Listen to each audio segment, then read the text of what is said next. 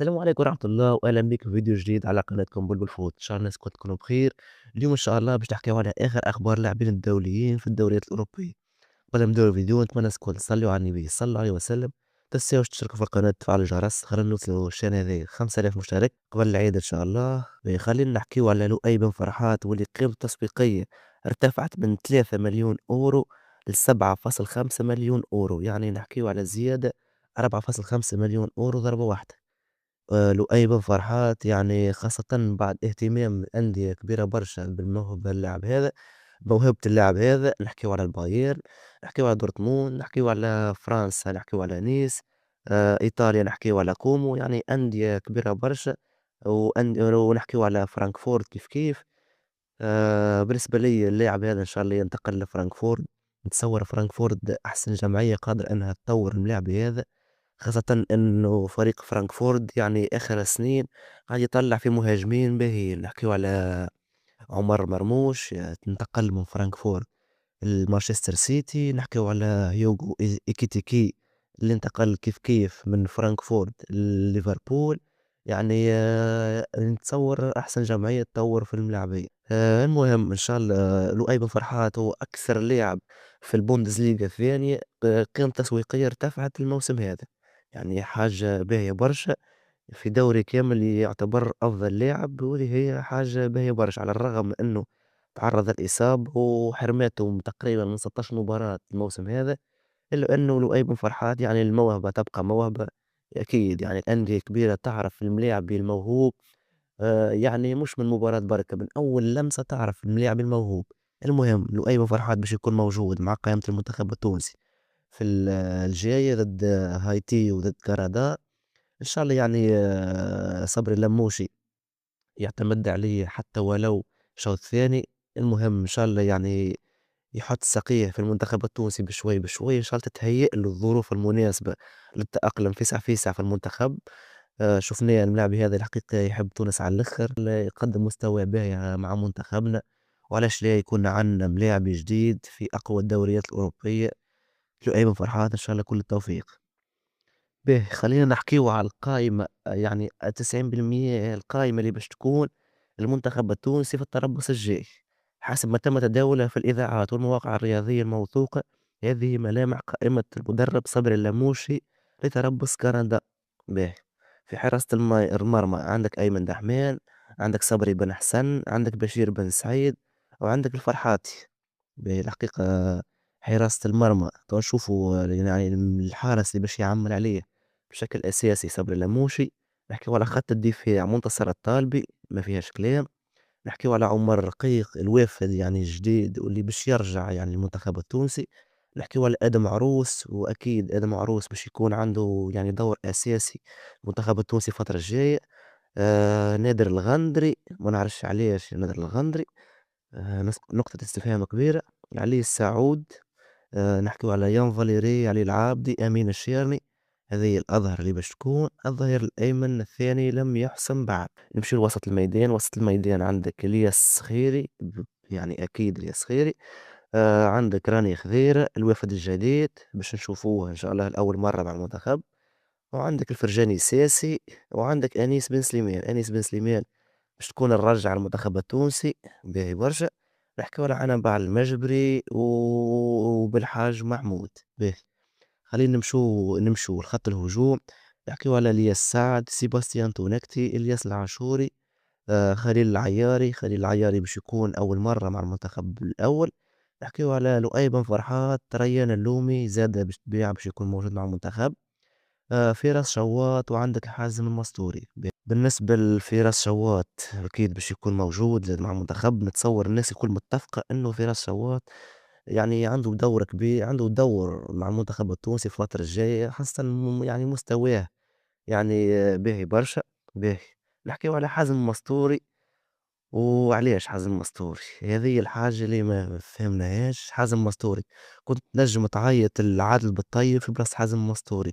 عادل بالطيب واللي حكينا عليه في الفيديو اللي فات إنه ماهوش باش يكون موجود مع المنتخب حسب آخر الأخبار، يعني ما تقدمتلوش أصلًا دعوة أولية. يعني تصوّر أنت أحسن هداف تونسي في الدوريات الأوروبية، حتى ولو في دوري مش معروف برشا، يعني ما يكونش موجود في القائمة، بينما حازم مستوري يعني يكوّر في دوري روسي، يعني ماهوش يعني دوري زادا عالمي.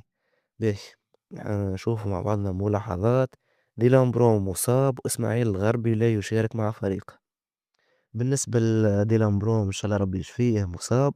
باهي، وإسماعيل الغربي بصراحة كان تم استدعائه للمنتخب، يعني حتى ويعني ما نعرفش أنا، يعني حتى يعني كحاجة إيجابية يعني نجيبوه المنتخب، يعني كدعم للاعب هذا يمر بفترة خايبة مع فريقه. نحكي ورا 10 مباريات ماهوش يشارك، علاش؟ يعني كان ممكن يتم دعوته، ويعني حتى معنويًا اللاعب هذا أكيد يعني يشوف إن المنتخب التونسي ما تخلاش عليه حتى في الأوقات الصعيبة برشا. الحقيقة وضعية صعيبة برشا لإسماعيل الغربي. باهي، خلينا نشوف مع بعضنا بالنسبة فما برشا ملاعبية زايدين كنا نجموا نستبدلوهم بملاعبية أخرين. خلينا نشوفوا مع بعضنا. عندك نادر الغندري كنت تنجم يعني تجي في بلاصتو لاعب آخر، أما حتى في وسط الميدان. نحكيو على فرجاني ساسي كنت تنجم تجي في بلاصتو لاعب آخر، وحازم مستوري كنت تنجم تجي في بلاصتو لاعب آخر، وكنت تنجم تجيب إسماعيل الغربي، وكنت تنجم تجيب عادل بالطيب عادي جدا. المهم هذه تبقى قائمة أولية، مازالت القائمة النهائية ما هبطتش، إن شاء الله تصير تغييرات في القائمة النهائية. خلينا نشوف مع بعضنا آخر 10 مباريات الإسماعيلي الغربي مع فريقه أوكسبورغ الألماني. 7 مقابلات على دكة الاحتياط، 0 دقيقة. 3 مباريات خارج قائمة الفريق. نحكيو على وضعية كارثية على الآخر. الحقيقة الإسماعيلي الغربي تراجع كبير برشا، ونعرفش علاش مدربه يعني موش قاعد يشارك فيه حتى ولو في بدقائق معدودة ليه. نحكيو على 10 مباريات، يعني ما شمش التيران. حاجة بالرسمي وضعية صعيبة برشا. إن شاء الله يعني الموسم هذايا قريب يوفى سيء، موسم للنسيان الغربي. إن شاء الله في الموسم الجاي يعني ينتقل للفريق آخر وتكون عنده أدوار أساسية. نشوف مع بعضنا أخبار آخر. ريان ميسي تنفوري على رادار البافاري لخلافة لويس دياز. تطورات مثيرة في مستقبل الجولة التونسية الفرنسية 18 سنة، حيث أكدت تقارير صحيفة ألمانية البيلد الألمانية أن بايرن ميونخ يضع اللاعب كخيار استراتيجي. باهي، كشافة البايرن معجبون جدا بتطوره مع نادي نيوم السعودي في فرنسا. رين وليا يراقبون الوضع عن كثب التعاقد مع الجناح الطائر، لكن إدارة ستراسبورغ لا تزال متمسكة باللاعب. ريان من مواليد 2007 يمتلك قدرة رهيبة على المراوغة والسرعة، مما جعله مطمعا لأكبر أندية أوروبا وهو في سن 18 سنة. هل نراه يرتدي قميص بايرن ميونخ الموسم القادم ويختار تمثيل نسور قرطاج دوليا بصفة نهائية؟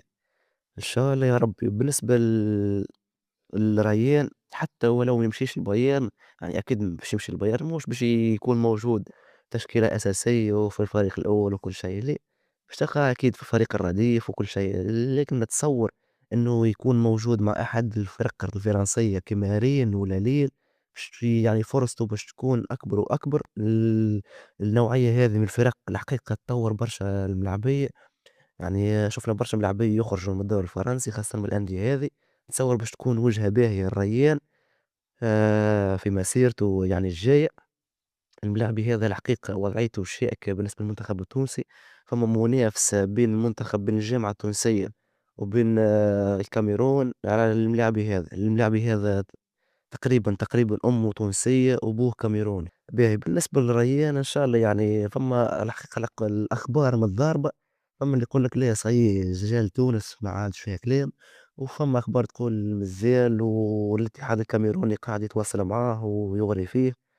المهم مازالت ما وضحتش الصورة. المهم من هنا للصيف اللاعب هذا باش ينتقل لأحد الفرق، وباش نعرفوا مستقبله مع المنتخب التونسي باش يكون موجود ولا لا. خلينا نحكيو على حنبع المجبري واللي كان أساسي في امبارح في مباراته فريق بيرلي ضد فريق بورنموث اللي انتهت بالتعادل 0-0. حنبعل كان أساسي، كان يعني لعب المباراة هذيا وكملها للآخر. حنبعل يعني تحصل على تقييم 6.4. للأسف حنبعل تحصل على ورقة صفراء، وهذه تبقى مشكلة حنبعل، يعني ديما يتحصل على أوراق صفر. لكن في العموم يعني أداؤه ما كانش خايب، يعني متوسط كيما أغلب لاعبية فريقه، كلهم متحصلين على 6.4 6.5 كلهم نفس التقييم تقريبًا. المهم حنباع على الفترة الأخرانية الحقيقة باهي برشا إنه تقريبًا توا 6 مباريات على التوالي يكون موجود في تشكيل أساسي، حاجة باهية برشا. خ خاطر فريقه بيرلي الحقيقة مهدد بالنزول على الآخر. فريق بيرلي موجود في المرتبة 19، يعني وضعية كارثية على الآخر، على الأغلب 90% بيرلي باش يكون في الشامبيونشيب الموسم الجاي. الحقيقة حنبعل يعني ما يلزمش يرجع يلعب مرة أخرى في الشامبيونشيب، يزي منها الصفحة هذه. لازم نشوفوه الموسم الجاي في واحد من الأندية في البريمير ليج. نتصور فما برشا أندية في البريمير ليج ممكن إنها تهتم بالتعاقد مع حنبعل المجبري، يعني تحس ستيله متوافق مع الأندية هذه. كيما عندك فريق كريستال بالاس تحس يعني مستواه حنبعل وطريقة لعبه متوافقة مع فريق هذا. عندك فريق ايفرتون ممكن، وعندك فريق كيما برينتفورد، وعندك فولهام زاد. المهم أندية متوسطة الترتيب الحقيقة ستيلها يتوافق مع حنبعل المجبري. إن شاء الله يعني يكون موجود الموسم الجاي في البريمير ليج. حكينا على كل شيء الفيديو هذا، حكينا على القائمة الأولية، حكينا على إسماعيل الغربي، حنبعل المجبري. اعطونا رأيكم في الحكاية المواضيع هذوما في التعليقات. شنو رأيكم في القائمة الأولية؟ شنو رأيكم في وضعية إسماعيل الغربي؟ وهل كان ممكن يتم دعوته المنتخب التونسي على الأقل، يعني دعوة شكلية، يعني حتى معنويا للاعب يكون يعني متواجد معنا. المهم اعطونا رأيكم في الحكايات هذه، اعطونا رأيكم في الموضوع هذا. وتبقى لي كان باش نقول لكم إن شاء الله نلقاكم في فيديو جديد إن شاء الله. سلام.